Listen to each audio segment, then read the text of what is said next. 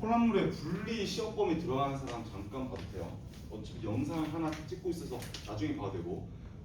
혼합물의 분리 보면 근데 혼합물이라는 게 애초에 그냥 섞었다는 뜻이잖아. 혼이 섞을 혼자에 합칠 합자니까 섞어서 있는 물질이니까 그 얘들은 당연히 원래 그 순물질의 성질을 들고 있겠지만 그 섞인 거니까 기억나더라.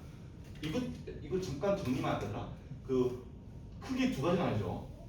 섞여서 있는 애, 순수한 애. 순물질 혼합 맞지?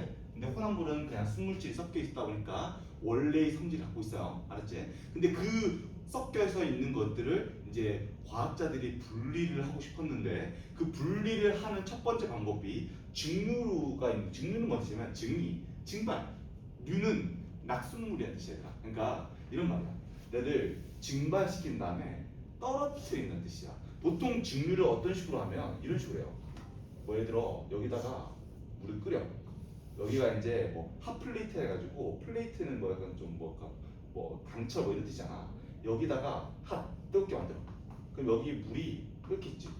끓면 얘가 기체로 변하면 이 기체가 확산해가지고 호수를 따라가지고 어딘가로 뽑아내는 거야. 어디로 뽑아내면 비커가 들어있는 곳. 그러니까 이 비커는 이제 그 뭐랄까 잠깐만 여기 유리관 이렇게 유리관. 그러니까 이 유리관으로 뽑아 빼낸 다음에 여기다가 찬물을 넣어두는 거지. 찬물. 그럼 찬물을 넣어두면은 얘가 기체로 됐는데 확산해가지고 일로 왔어. 근데 일로 왔는데 얘가 찬물 때문에 열을 흡수하네. 그러면 여기 다시 수증기가 뭘로 되더라? 액화되지. 맞지? 기체에서 액체로 액화될 거 아니야. 그러면 봐봐. 여기에 원래는 물이 섞여 있었어. 그러니까 물만 쓴 게 아니라 다른 물이 섞여 있었어. 근데 물이 먼저 증발하면서 물만 순물질로 뽑아낸 거야. 그래서 이게 이름 뭐다? 증발시켜서 낙순물 떨어뜨렸다. 그래서 이름이 증류야. 증류는 실제로 액체의 혼합물을 분리할 때 쓰는 방법이 대표적인 거야. 예를 들어 볼까? 내가 그 술 만들 때 있잖아. 그 소주 만들 때도 얘들아 그 에탄올이랑 물이 섞여 있는 건데 이 에탄올이 실제로 끓는 점이 물보다 낮아. 그러면 봐. 에탄올이 먼저 끓어서 나오고 그다음 나중에 물이 나온단 말이야. 그래서 에탄올을 먼저 뽑아낸 다음에 차갑게 만들어서 에탄올을 액화시켜서 뽑아낸 다음에 나중에 이제 물을 뽑아내면 돼. 그래서 실제로 이렇게 액체의 혼합물을 분리할 때는 증류를 쓴다. 증류의 큰 장점은 뭐냐면 일단 끓는 점이 다를 때 쓸 수 있고 그리고 두 번째 골고루 섞였을 때 그러니까 균일 혼합물일 때 증류를 쓰면은 쉽게 분리할 수 있어요. 알았지? 그게 좋은 점이야. 다 했고 얘들아 내는 그 증류 장치 안에 뭐 끓임 쪽이라는 걸 넣었는데 끓임 쪽은 뭐냐면 끓임 쪽 어떻게 생겼냐? 왜 생겼어? 뭐 이렇게 뭐 구멍이 이렇게 뽕뽕뽕 나 있는데 왜 구멍이 뽕뽕 나 있냐면 그러니까 뭐 예를 들어 여기 안에 뭐 에탄올 같이 불에 잘 붙는 애들이 있단 말이야. 불을 잘 익힌 애들. 그건 이제 뭐 발화성 물질이라고 그러는데 그 발화성 물질이 튀었을 때 튀지 않게 만드는 게 바로 이 끓임 쪽이야. 한마디로 끓임 쪽은 끓였을 때 쪽이 뭔 뜻이냐면 얘를 그러니까 한마디로 쪼갠다는 뜻이야. 얘가 액체에서 기체일 때 갑자기 부피가 아니라 확 커지잖아.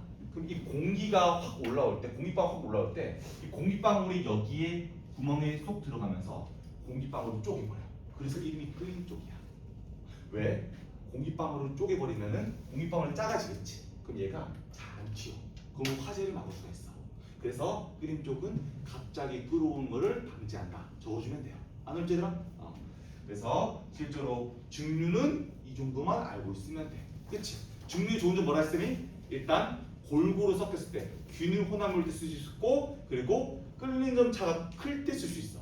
왜? 끓는 점이 낮은 물질부터 먼저 튀어나오거든. 자, 일단 증류는 다 했고 뒤로 넘겨서 우리 그 원유라고 있는 얘들아. 원유가 뭐냐면 원유, 근원 원자의 유가 기름 유자야. 그러니까 기름의 근원이 있는데 얘들 이거 외우는 거 아니야. 뭐 석유, 휘발유, 중류, 경유, 중류 외우는 거 아니고 학교에서 시험으로 알려주고 이렇게 생각하면 돼. 얘들아 원유는 이제 너 생각해봐. 기름이 처음부터 분리가 돼 있어? 아니야. 우리 그 기름은 원래 살아있던 생명체가 썩지 못하고 이 지하 땅 아래 이제 그 지층에 남아 있는 물질을 말하는데 그 물질들이 처음에 얘들도 다 그 끓는 점이 다르단 말이야. 그래서 끓는 점이 낮은 것부터 먼저 튀어나오다 보니까 먼저 튀어나왔어. 그러니까 이게 중류탑이라 부르는데 처음에 기름이 막 섞여 있어. 기름 섞여 있어. 그래서 이 기름을 이 원유를 넣다가 자 기름을 끓여. 자, 열을 가해.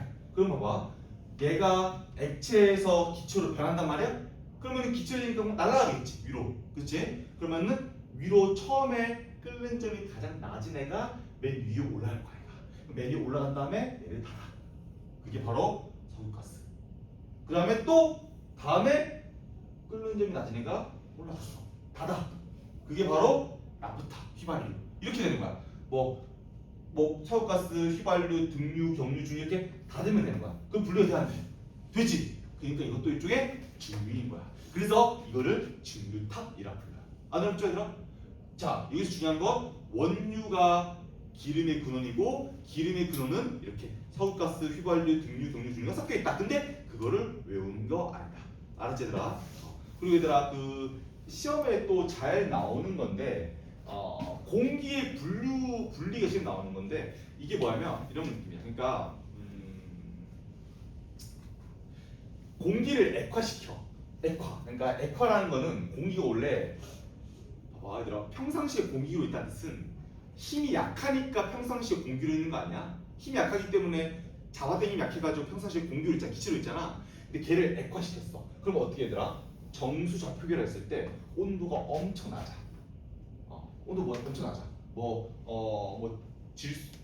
온도가 엄청 낮아. 뭐 질소, 뭐 아르곤, 뭐 산소 온도가 엄청 낮아서 이제 얘들이 막 액화가 되는데 근데 액화되는 지점이 질소가 제일 낮다 이렇게. 즉 끓는 점이 제일 낮아.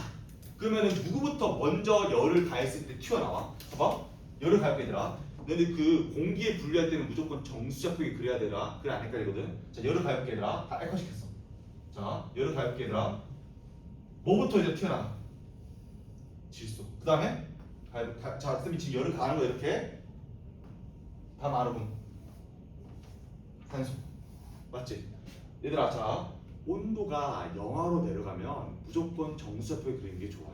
알았지? 그래서 질소 분자, 아르곤, 산소 분자 순으로 이렇게 먼저 튀어나가. 그리고 이것도 외울 필요 없어. 학교에서 알려주거든. 그러니까 먼저 아르곤이 튀어나왔다 산소보다. 그럼 누가 끓는 게 낫다는 뜻이야? 아르곤. 이렇게 할 수가 있는 거야. 안 어렵죠? 여기서 애들이 어려워하는 게 끓는 점이 낫다. 맞잖아. 끓는 점이 낫다는 것은 힘이 약해? 약하지. 힘이 약하니까 먼저 튀어나가는 거야. 알았지? 그리고 요것도 시험 나왔더라. 근데 뷰테인과 프로페인의 분리가 나오는데 내가 이렇게 생각하면 돼. 뷰테인의 뷰가 사라는 뜻이야. 그리고 맞아 사라는 뜻이야. 프로페인의 프로파가 영어로 3이라는 뜻인데 자 문제를 볼까? 프로페인은 프로파에서 오는 따왔고 뷰테인은 뷰타에서 오는 따왔어. 너희들 숫자가 뭐가 더 커? 뷰테인이 더 크지 맞지?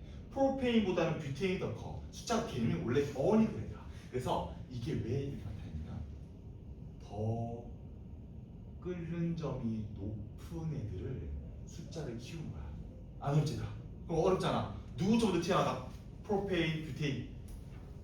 프로페인 안 어렵죠? 자 책 봐봐 얘들아. 프로페인이 끓는 점 마이너스 42.1, 뷰테인이 마이너스 0.5. 얘들 안 어렵지? 그러니까 숫자가 크면 클수록 실제로 더 끓는 점이 높은 애, 숫자가 낮으면 낮을수록 끓는 점이 낮은 애. 그거를 숫자로 표현한 거야. 얘들아 봐봐. 화학물의 이름이 그냥 지어진 게 아니지 맞지? 그치? 그러니까 이런 원리가 있긴 해요. 그래서 요것도 그냥 쌤 꿀팁이긴 한데 요거를 또 알려면 영어를 또 알아야 되니까 그냥 이것도 시험에서 나와.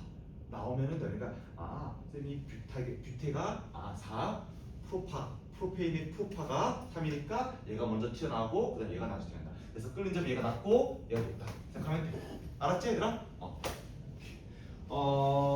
자 중류는 얘들아 다 끝났고 이번에 얘들아 밀도차로 이용한 분류 볼게요. 밀도차. 얘들아 그 밀도차 이용 분류 보면 자 중요한 게 있어요. 중류는 균일 혼합물이고 끓는 점 차가 달랐을 수 있어. 기억해 얘들아. 근데 밀도차를 이용해서 분류를 하려면은 얘들아 봐봐. 밀도차면은 일단 이런 거야. 봐봐. 너희들 골고루 섞여. 골고루 섞이면은 분리할 수 있을까 없을까? 없어요. 밀도차를 이용해서 분리하면 골고루 섞이지 않는 불균일 혼합물이어야 돼. 이해했어요? 불균일 혼합물. 그래서 책에 보면은 실제로 밀도가 다른 물질 뭐 1번, 2번, 3번 있다? 근데 1번, 2번, 3번 순으로 밀도가 커진다 할게. 그러면은 밀도가 제일 큰 3번이 가장 아래에 가라앉아 있을 거고 그 다음에 2번, 그 다음에 1번이겠지. 그치 이런 순으로. 그래서 밀도차의 분류를 쓸 때는 이런 느낌이야. 그러니까 증류를 못 쓸 때. 증류가 얘들아 어떨 때 쓸 수 있어? 증류는요 끓는 차가 달아야 될 거야. 또 골고루 섞였을 때 쓸 수 있잖아. 맞지? 근데 끓는 차가 거의 비슷해. 그러면은 이거는 증류 못 쓰잖아. 맞잖아. 끓는 차가 비슷하면은 둘 다 비슷하게 끓어볼 거 아닌가? 그럼 분류 못 하겠지. 그럴 때는 밀도차를 쓸 수 있다는 거야. 알았지, 얘들아? 밀도차는 한마디로 섞이지 않아야 되고 그리고 끓는 차가 비슷하면 쓸 수 있다. 자, 밀도차는 이게 끝이야. 그래서 밀도차는 얘들아 그리고 밀도차에서 시험에 잘 나오는 건데 봐봐. 일반적으로 기름과 물 했을 때 물이 밀도가 더 커요. 그래서 물 식용유 섞었을 때 물이 아래로 가고 물과 에테르라는 물질 섞였을 때 에테르는 기름의 뜻이야. 그래서 물이 아래로 가고 간장과 참기름 했을 때도 간장, 참기름 기름이잖아. 기름 위로 뜨고 자 근데 물과 사열화탄소만 딱 반대야. 왜? 사염화탄소가 물은 H2O지. 사염화탄소 단어 바꿔봐 얘들아. 사염화탄소 사염화 염소가 4개 탄소가 하나 이런 뜻이야. 봐봐 물은 얘들아 자 이건 너희들 물은 원자핵이 약한 애로 돼 있어. 근데 탄소와 염소는요 원자핵이 센 애로 돼 있어. 근데 원자핵은 그러니까 이 원자핵의 양 전환하기 세면 셀수록 원자핵이 무겁다고 생각해 말해줬는데 그래서 사염화탄소만 반대야. 학교에서 이거 시험에 충분히 나온 거야. 알았지? 그래서 기억해들아. 사염화탄소는 말만 들어도 무거워. 그래서 물과 사염화탄소는 사염화탄소 안에 가라앉아. 근데 기름과 물은 무조건 기름으로 뜬다. 알았지? 그래서 이것만 기억해두면 될 것 같아. 그래서 요것도 끝. 밀도차를 이용한 분리 이것도 끝이고.